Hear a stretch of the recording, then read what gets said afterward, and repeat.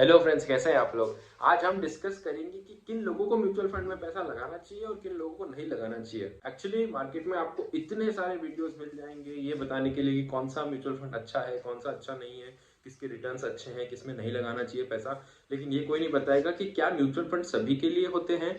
जी नहीं दोस्तों, mutual fund हर इंसान के लिए नहीं होते हैं। इसकी भी एक कैटेगरी होती है। कुछ सेलेक्टेड लोग ही होते हैं जिनको म्यूचुअल फंड में लगाने चाहिए, बाकियों के लिए दूसरे अदर ऑप्शंस भी खुले होते हैं। तो आज हम वही डिस्कस करेंगे कि किस इंसान को म्यूचुअल फंड्स प्रेफर करने चाहिए और किसको नहीं करने चाहिए।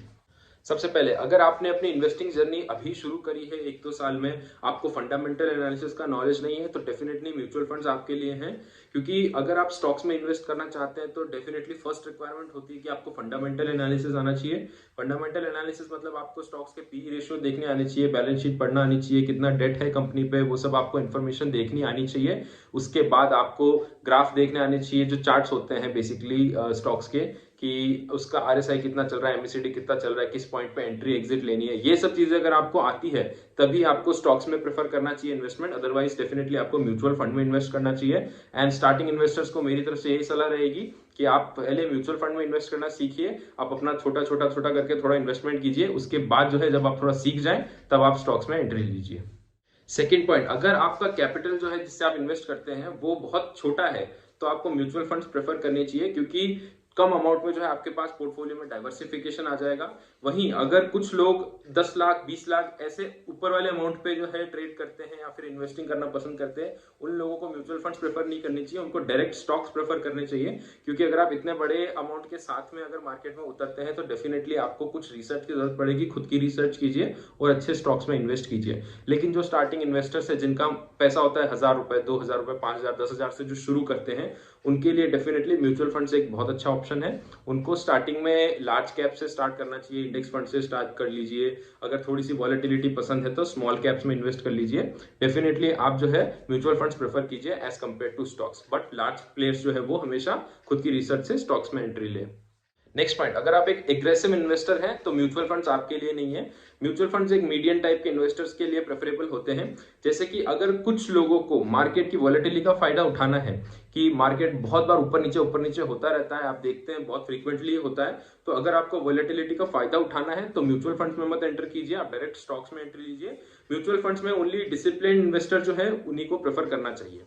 अगर आप एक ऐसे इन्वेस्टर है जिसको अपना एसेट अलोकेशन जो है बार बार चेंज करने की आदत है, या अपना पोर्टफोलियो जो है बार बार चेंज करने की आदत है, तो डेफिनेटली म्यूचुअल फंड्स आप लोगों के लिए नहीं है। अगर आपको हर टाइम कुछ अच्छे स्टॉक्स पसंद आते हैं, फिर थोड़े दिन बाद आपको स्विच करना होता है, तो ऐसे में जब पोर्टफोलियो आपका फ्रीक्वेंटली चेंज होता है तो स्टॉक्स एक बेटर ऑप्शन है इंस्टेड ऑफ पोर्टफोलियो। बट उसके लिए अगेन आपको रिसर्च करके ही एंट्री लेनी चाहिए।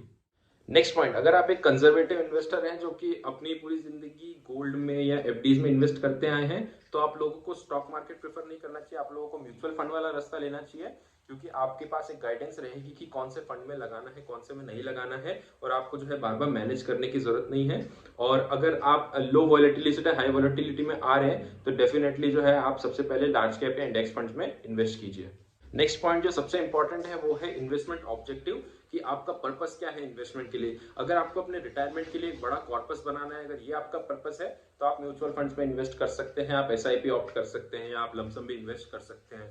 लेकिन आपका इन्वेस्टमेंट होराइजन जो है अगर 1 साल से कम है या फिर 3 साल से थोड़ा कम है, तो उस केस में जो है आपको म्यूचुअल फंड्स ऑप्ट नहीं करनी चाहिए। उस केस में आप हाइब्रिड फंड्स ले सकते हैं, आप लिक्विड फंड्स की तरफ जा सकते हैं, इमरजेंसी फंड की तरह आप अपने पैसे को सेविंग अकाउंट में रख सकते हैं, अगर आपका इन्वेस्टमेंट होराइजन 6 महीने से भी छोटा है तो।